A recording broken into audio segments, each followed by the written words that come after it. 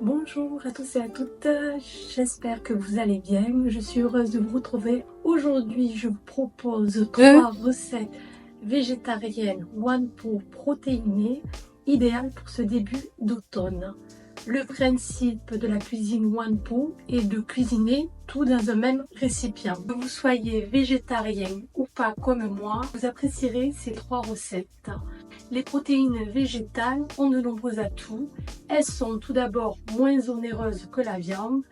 Elles offrent de multiples saveurs et de nouveaux goûts pour ceux qui, avec l'âge, ont moins d'appétence pour la viande. Et enfin, elles sont idéales si vous cherchez à alléger vos repas tout en gardant une bonne dose d'énergie pour la journée.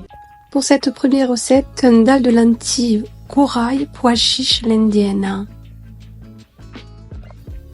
Dans un premier temps, je fais fondre mon huile de coco dans une marmite. Puis à côté, je découpe mon oignon et mon ail en petits cubes et je les fais rissoler jusqu'à ce qu'ils soient translucides. Ensuite, pour donner de la saveur, je rajoute du cumin, du curcuma et des épices masala, des épices indiennes que l'on trouve dans le commerce. Je remue le tout pour que mes oignons et mon ail prennent bien les saveurs. Je rajoute les lentilles corail, les pois chiches et enfin mes tomates concassées. Et j'oubliais la crème de coco légère, mais vous pouvez aussi le remplacer par du lait de coco, un peu d'eau. Et je remue le tout et laisse mijoter à feu doux pendant 20 minutes. Mes lentilles corail sont prêtes, plus qu'à assaisonner avec du sel et du poivre et à servir. Voici un plat rapide à faire mais surtout rassasiant et rempli de saveurs d'ailleurs. Je termine avec un zeste de citron vert pour apporter de l'acidité au plat et puis quelques brins de coriandre. Voilà, j'ai mis un peu de coriandre fraîche. J'ai pas pour habitude de goûter, mais je me suis dit qu'on allait le faire.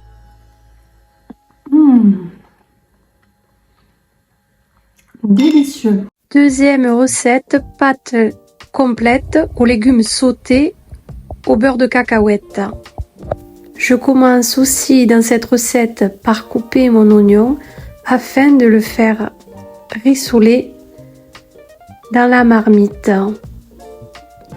Je découpe mon poivron en petits cubes et fais rissoler l'oignon et le poivron dans un filet d'huile d'olive. Je remue le tout et laisse cuire jusqu'à ce que le poivron et l'oignon soient dorés. À côté, je viens découper en fines tranches mes champignons bruns et je réserve dans un tupperware. Puis j'épluche ma courgette une lamelle sur deux que je viens découper en petits cubes.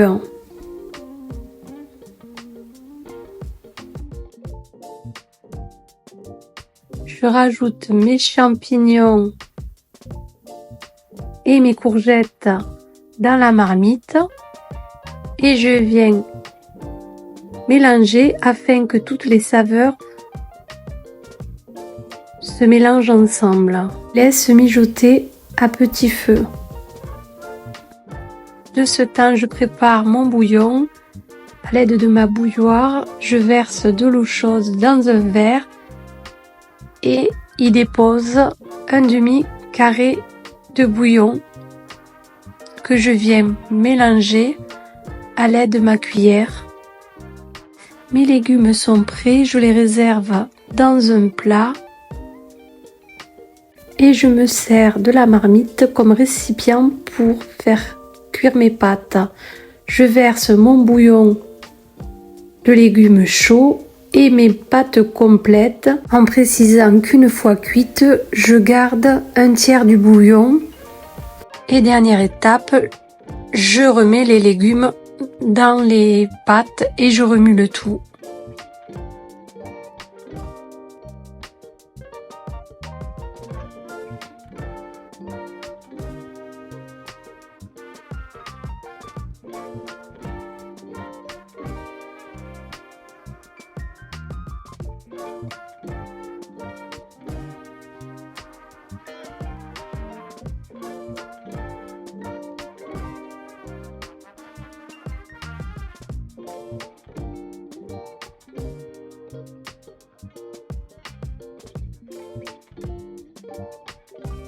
Et enfin, du beurre de cacahuète.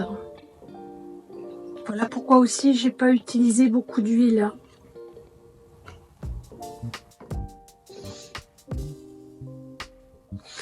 Et on va venir mélanger le tout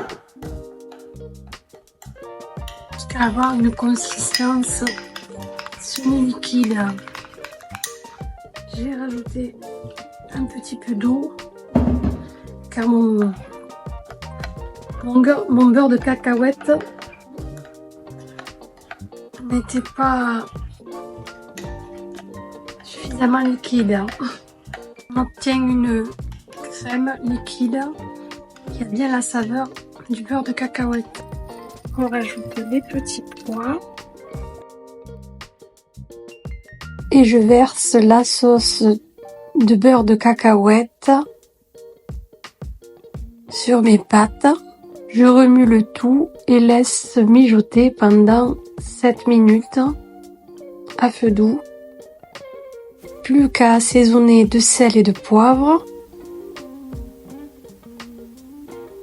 Et enfin, je dresse mon assiette. Je rajoute en touche finale quelques graines de sésame pour apporter du croquant au plat.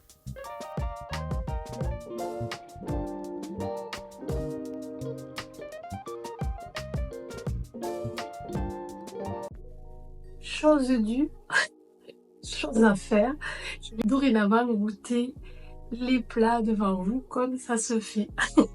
Donc, mon plat de pâtes à base de pâtes complètes, mais aussi des légumes croquants et des petits pois en guise de légumineuses.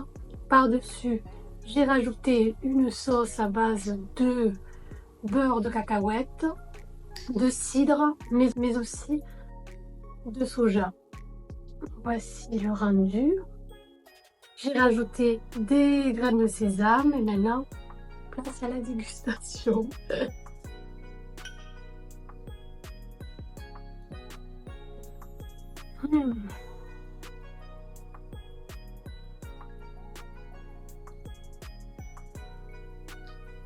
C'est délicieux et ça change des protéines animales pour ceux qui ne sont pas végétariens comme moi.